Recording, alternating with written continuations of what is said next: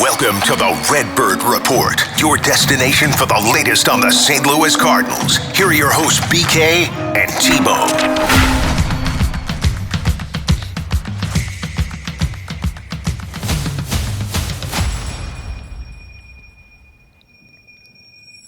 Alongside Tanner Hendrickson, I'm Brandon Kiley. Welcome back to the Redbird Report. Hopefully you guys all had a very happy Thanksgiving. I think Chaim Bloom is thankful today, T-Bone, that he was able to make his first big trade of the offseason. Sonny Gray heading to Boston. The Cardinals in return get a couple of young starting pitchers, and it sounds like that's not the only thing on their wish list for this holiday season. According to Katie Woo of The Athletic, by the way, congratulations to Katie Woo, who is heading out to LA. She's going to be covering the Dodgers.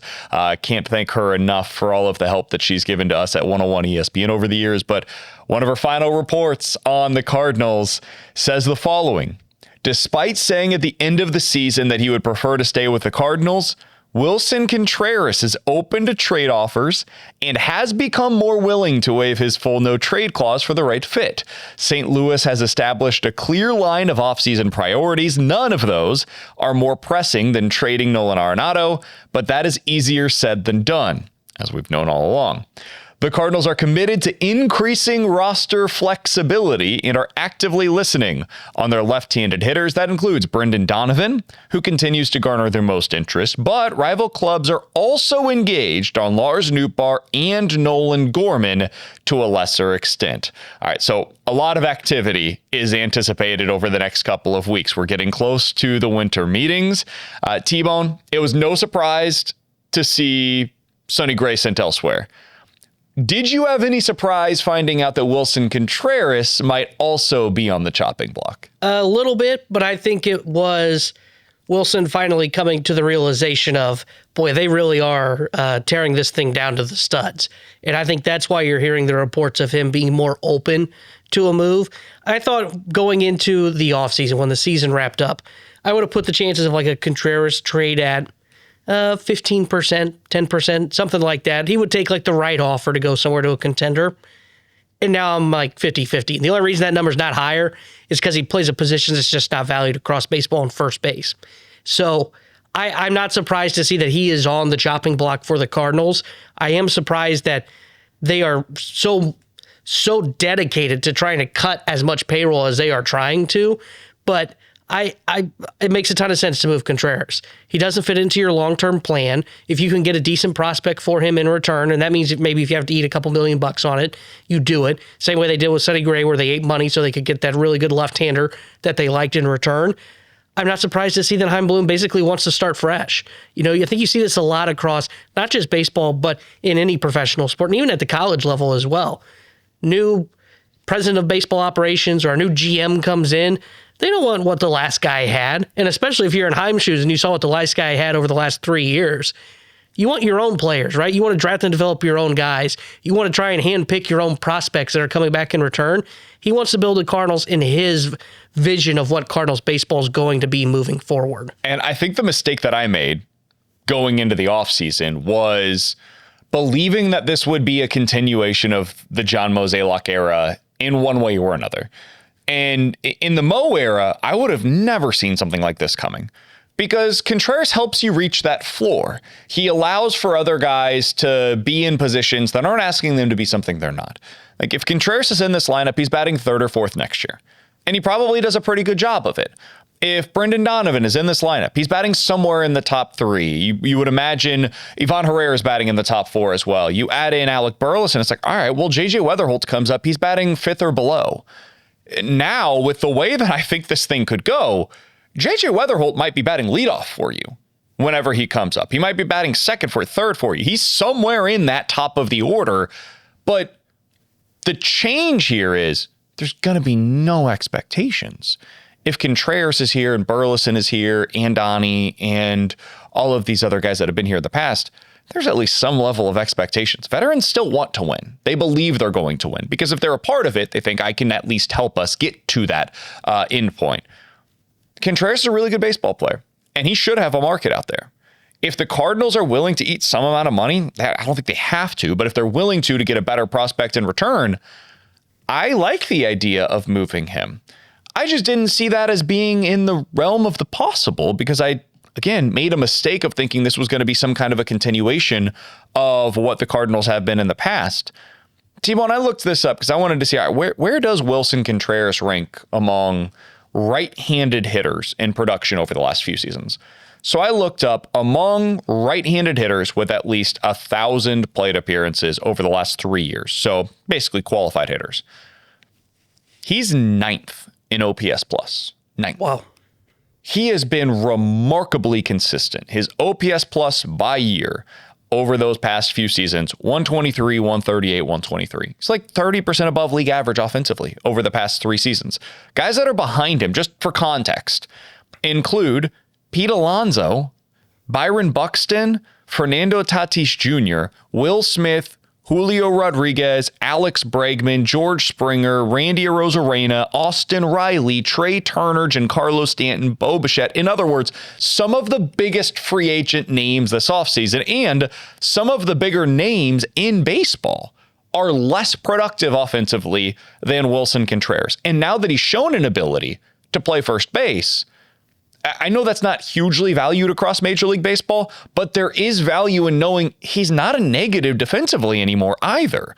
So I think there's going to be a real market for Willson Contreras out there. And I wouldn't be surprised if you get something maybe not quite to the degree of the Sonny Gray return, but maybe instead of getting those 2 pitchers back, maybe you are able to get 1 real starting pitching prospect in return for Willson Contreras. There's value in that for a guy that isn't going to be here and probably isn't going to be in his prime by the time that the Cardinals are trying to contend again. Yeah, and I mean, you mentioned where he ranked with 1,000 plate appearances as a right-handed bat. You look at this first base market, I mean, who else is out there that you want to acquire? And again, the nice part about Contreras is, even if you don't eat money, he's just $18 million. I think the Cardinals do throw in a couple million there. So let's say you're getting him at $13 million for the next 2 years. Okay, do I want Willson Contreras at like $13 million a year for 2 years, or do I want to go get Pete Alonso $25 million for 5? Yeah.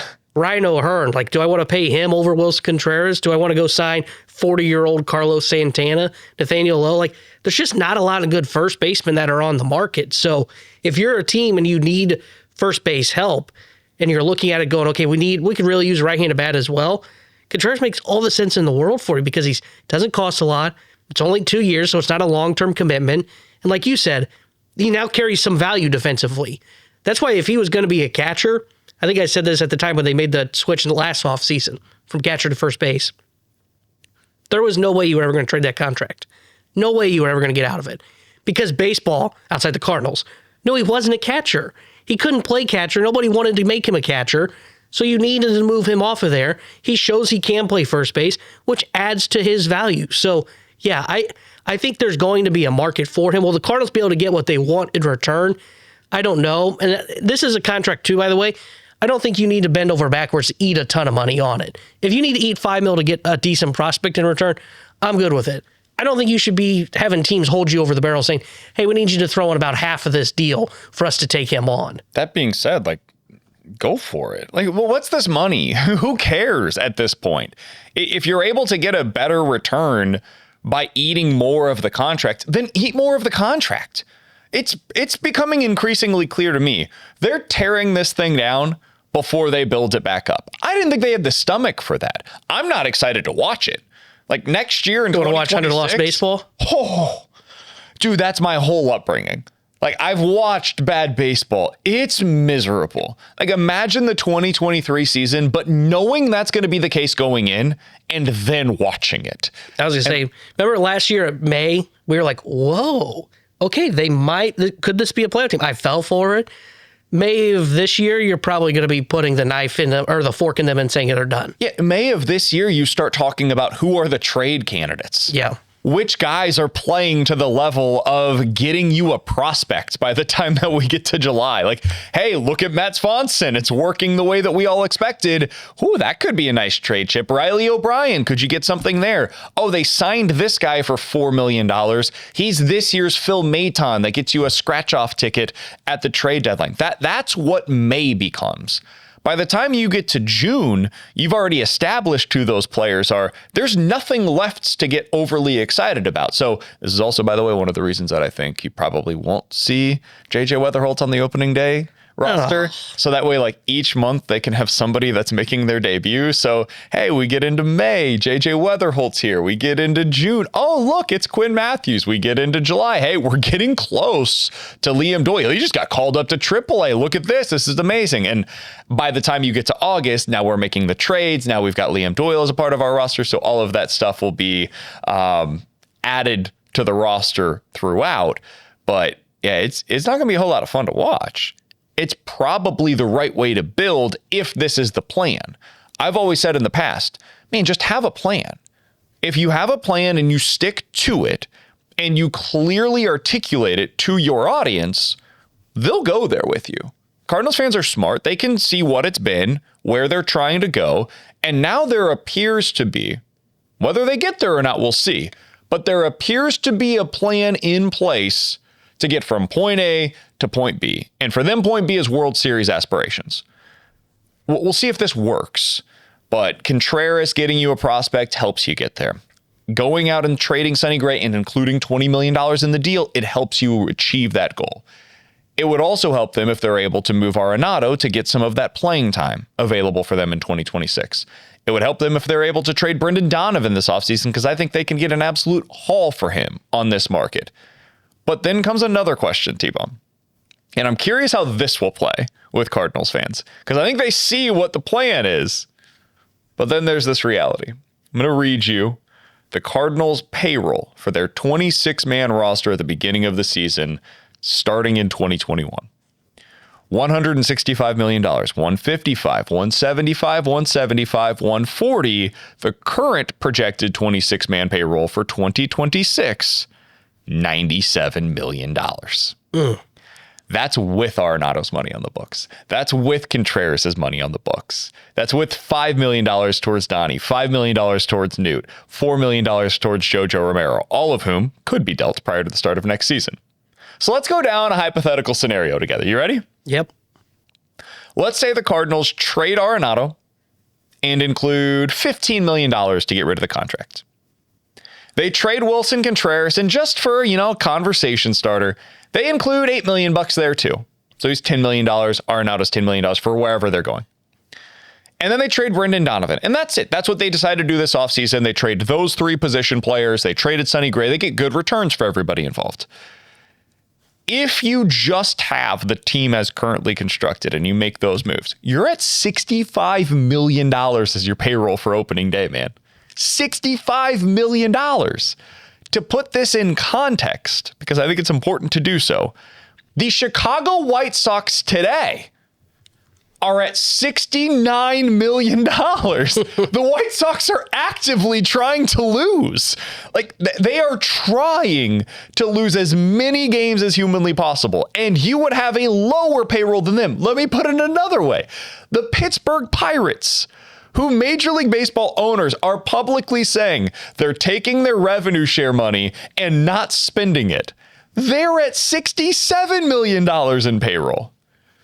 T-Bone, what's the reaction going to be among Cardinals fans if this team goes out there and makes these kinds of moves, which are all understandable in a vacuum, and then they have a payroll going into next year of $75, maybe $80 million, and it's in the bottom five of all of Major League Baseball? That's foreign, man. That hasn't happened here in St. Louis in a really long time. Yeah, I think what you said when you started this conversation is what is important about it. How well do you articulate what the plan is?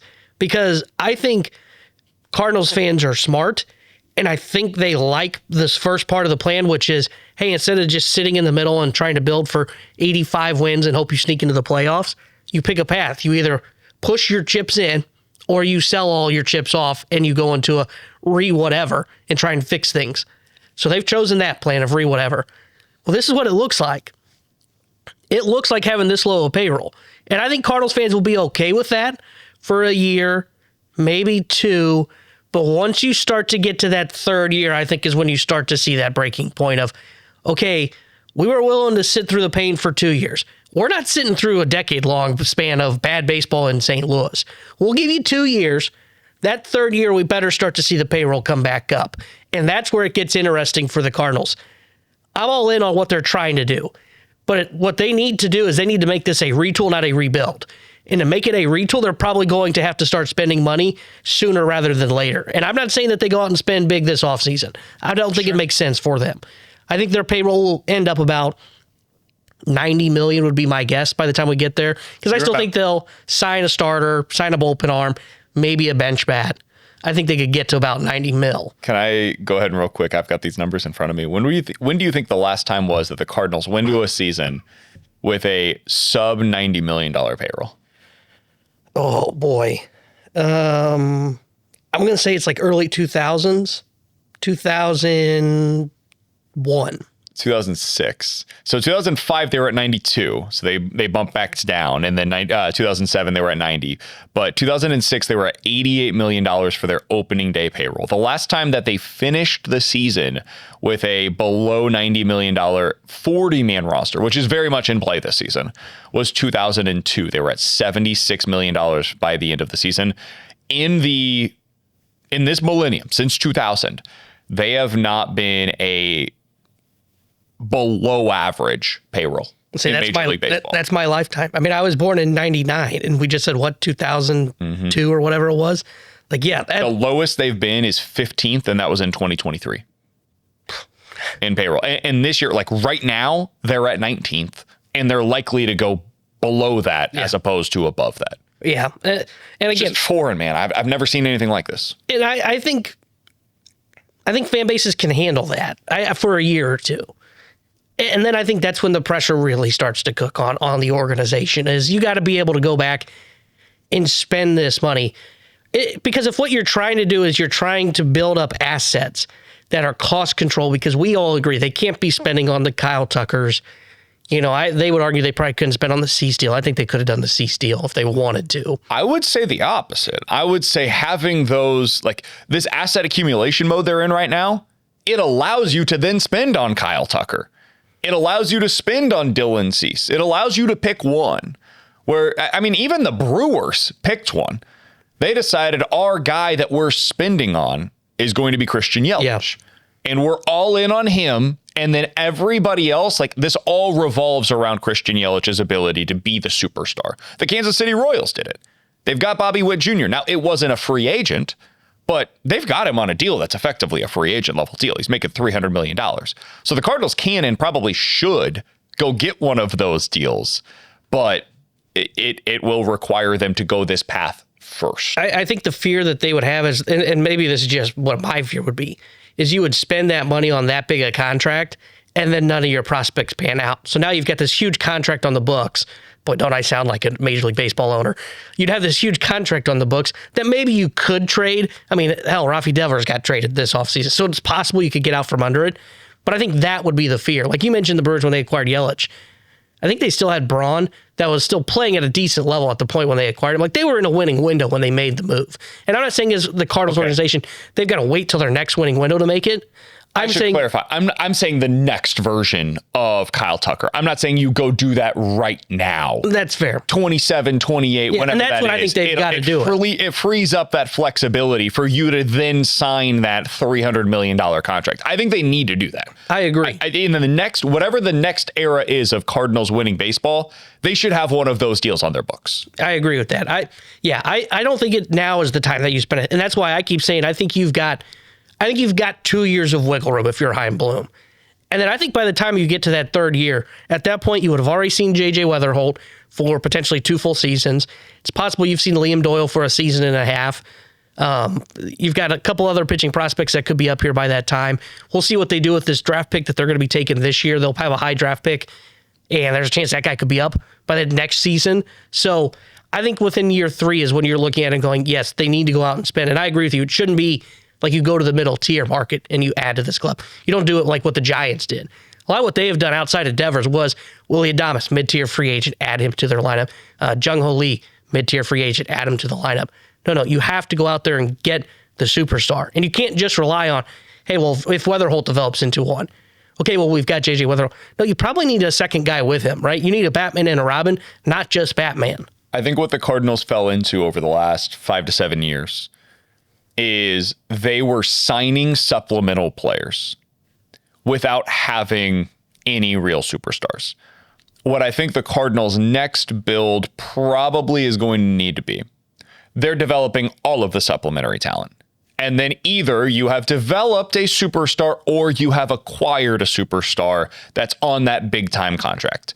But instead of going out and getting a Willy Adames or a Willson Contreras or Dexter Fowler, whoever that guy is, right? Or maybe more importantly for them, those pitchers that are filling in 3 to 5 in the rotation, those guys are developed from within. So instead of paying $18 million for Miles Mikolas, $10 million each for Kyle Gibson and Lance Lynn, which ultimately eats up $40 million of your books. That $40 million is spent on a number one starter.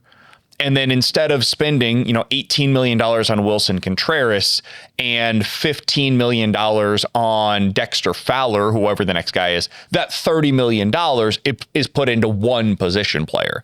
And I'm just able to get those secondary pieces from my farm system. That's the way that they have supplemented this. When the Cardinals were good, that's what they did, honestly. Mm-hmm. They just provided the supplementary talent from within their system. So I don't care if they develop the guy. I don't care if they sign him from externally. I don't care if they go to international free agents. I do not care how they get the talent.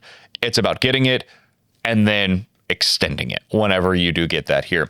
I do think something you said was interesting, T-Bone, about the draft pick accumulation, the talent accumulation mode that they're in right now.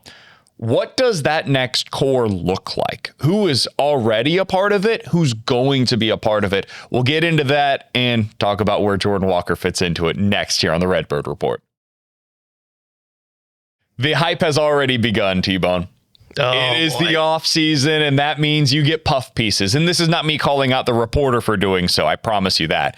But this is just the time of the year where you start hearing about the offseason workouts and what guys are doing to improve. That's like good old propaganda. And you should hear about that stuff this time of the year, because that they're trying to improve. And so the offseason is the time that you can do this. We talked about it during the season. We're talking about Jordan Walker. He wasn't going to be able to make the swing adjustments in season that were necessary. This is a complete overhaul of who he is as a hitter and what he's trying to do at the plate. So very recently, last week, Derek Gould wrote a piece about what Jordan Walker is doing to free himself up. He's apparently gotten into yoga this offseason, T-Bone. Oh, good. He's doing yoga. I'm doing Pilates. We're basically one and the same. He's 6'7", 260. Both probably have the same batting average against a slider. More or less. It's not all that dissimilar because mine is 0 and his is close to 0. So it's not that different. He said he's looking to become more free and athletic. I love that idea. That sounds great to me. He went to Driveline. He found out his hip is collapsing. We have heard that a million times over the last couple of years. I don't think we need a Driveline for that. He's trying to get this stuff corrected. I've got my fingers crossed, man. I would love nothing more than for Jordan Walker to be the player that we saw him as in the first year that he was up in the major leagues. What is my level of belief that that's going to happen? I mean, it's really low because I can't allow myself to get excited about this any longer. I want to, but I can't because I've already been loosey with the football a number of times. So when you read stories like this, T-Bone, and they're selling you on what he's trying to do to fix his issues at the plate, do you buy into any of it? No, I've learned my lesson. I fell for him last year. During winter warmup, all the players will go and address the media after, I think it's either right before or right after they sign autographs. And I was there on, I think it was a Sunday, and Jordan Walker comes in and he says, I've been working with Brant Brown. I like what I'm hearing from Brant Brown. We're getting back to my stance from 2023. We're going back from the, getting away from my previous changes. We're getting back to where I was comfortable in 2023. I was like, all right, he's got it. He has figured it out. He is going to be awesome this year. And he was one of the worst players in baseball last year. So no, I'm not going to fall for this propaganda that they are trying to sell, or he is trying to sell me on, of, oh, he's looser. Oh, Driveline showed my hip was dropping. I've heard your hip is dropping when I watch Sunday Night Baseball. Eduardo Perez is breaking it down from up in the press box. I will not buy into anything that Jordan Walker is selling or the Cardinals are selling on him till he puts together a really good 2-month stretch. And I know you're probably thinking, well, what about a month? Anybody can get hot for a month. Jordan Walker got hot this year for a month. Yeah. It's got to be sustained. And that's the thing where I'm not going to buy into anything that they are trying to sell us. And the other thing is, yes, part of it is, and people that know hitting more than I do would probably be able to pick apart what he is doing wrong at the plate. But it's not just his mechanics. It is recognizing a pitch that is coming out of the pitcher's hand and laying off the slider low and away. And I've said this before, I feel like that is the hardest thing to teach a hitter, is to pick up spin and to lay off that pitch. Because if he doesn't do that, I don't care what his mechanical changes are, he's never going to see a pitch to hit. And you're just going to continue to get him to chase. And now he probably has to leak back into what he was doing previously. So no, I am not buying into the Jordan Walker hype.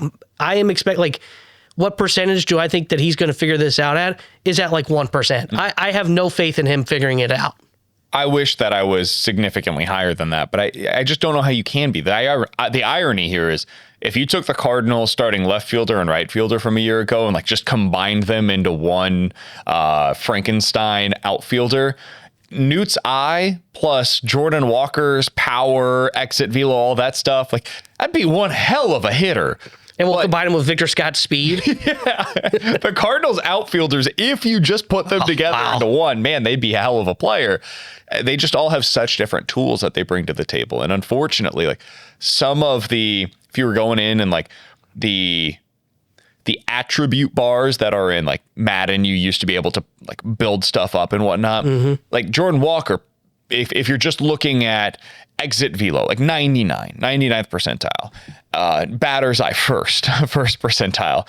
Meanwhile, with a guy like Lars Nootbaar, he's got unbelievable plate discipline.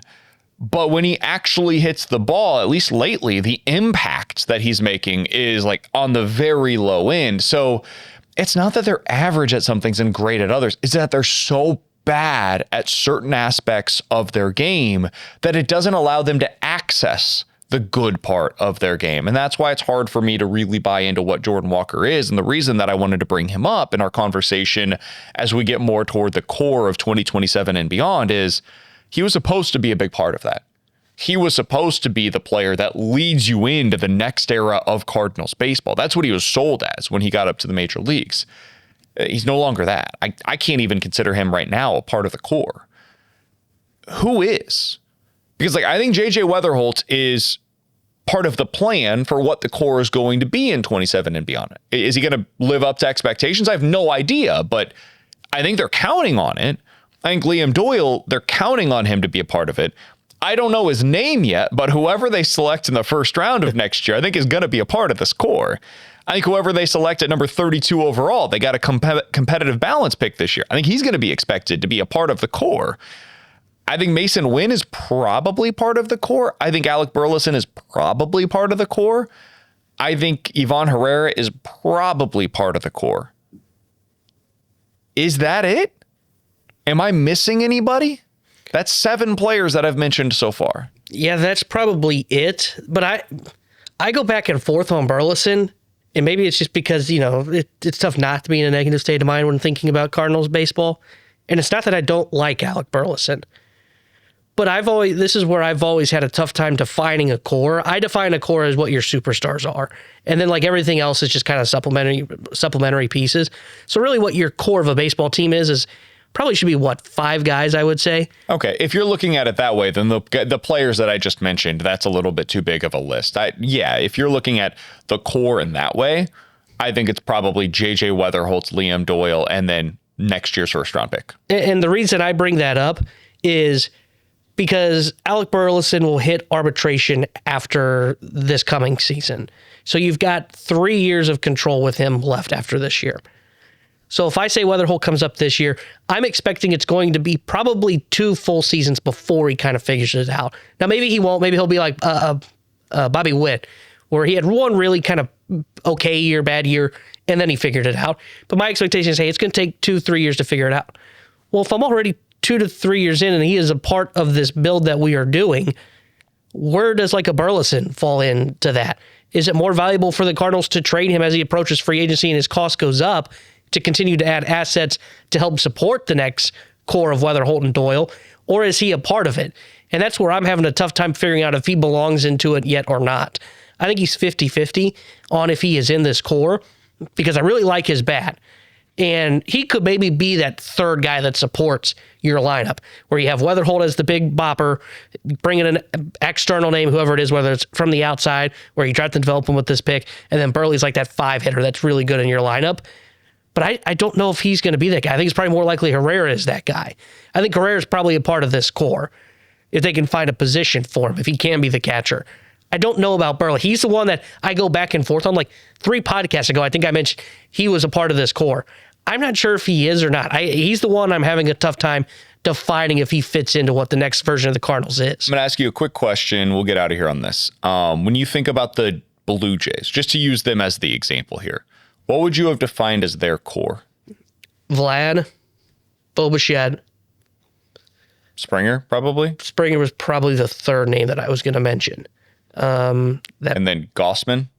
Yeah, their pitching would be Gossman. I think Barrios was who they were hoping was going to be a part of it, and then he kind of... Eventually, Yasevich kind of replaced him. And Yasevich will be the guy that will replace him, and Cease will be the guy that replaces Gossman. But for the position player side of things, Vlad, Springer, and Bichette That'd be the would three. be your 3. Yeah, I think Kirk is a complimentary piece.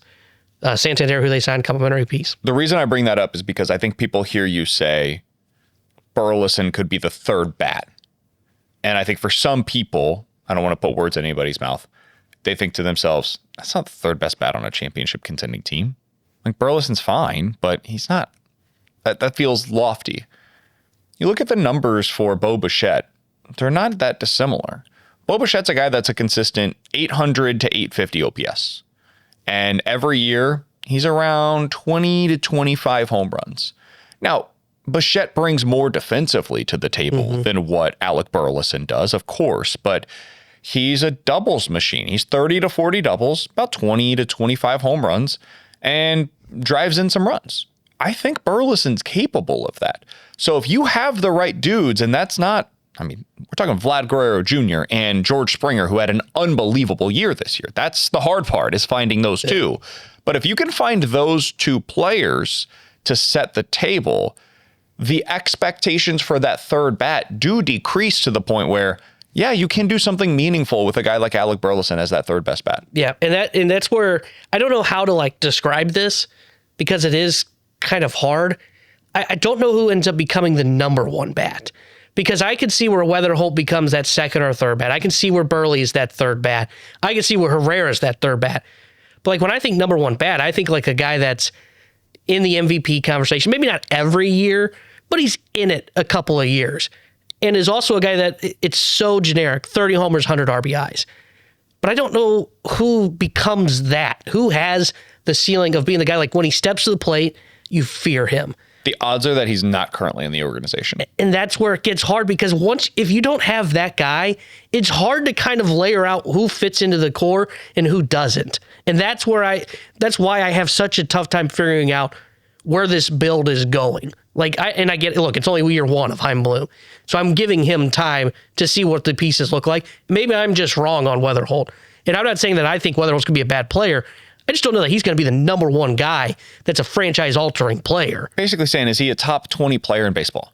Yeah, and I don't know that. I don't think he is. And it's totally fine if he's not. If he's merely a great baseball player and he's the second fiddle on a championship contender, that's fine. There are a lot of Hall of Fame guys that's their ceiling. So that's not a knock against JJ Weatherholt. It just means that you have to find that player in order to make this build work to the highest possible degree. We're talking about ceiling here, ceiling outcomes for the Cardinals. They can be a playoff team with an underqualified best hitter. You can be a team if JJ Weatherholt isn't what we were just describing. You can still get to the playoffs that way. There were teams this year that made it to the playoffs with underqualified best hitters, but you can't win a World Series. Yeah. And if that's the stated goal, and it appears to be, you've got to go find that guy. And again, we go back to the beginning of this conversation. That's why you take as many shots on high upside talent as you can.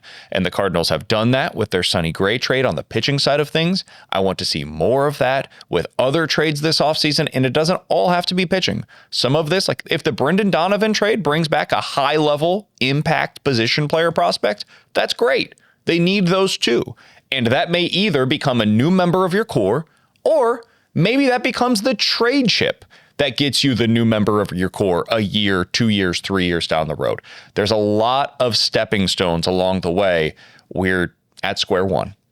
And there's going to be a lot of conversations about this over the next year, 2 years, 3 years as the Cardinals continue to try to build into the contender they want to be. He's Tanner Hendrickson. I'm Brandon Kiley. Shout out to Zane. Always does a fantastic job on the video side of things for us here on the Redbird Report. We will be back in a couple of weeks. We're going to have the winter meetings to discuss, T-Bone. Typically, a lot of action takes place there. There is also a lot of news that comes out of it, so we'll react to whatever comes next for the Cardinals when we return here on the Redbird Report. Find every episode of the Redbird Report with Brandon Kiley and Tanner Hendrickson on YouTube or at 101ESPN.com.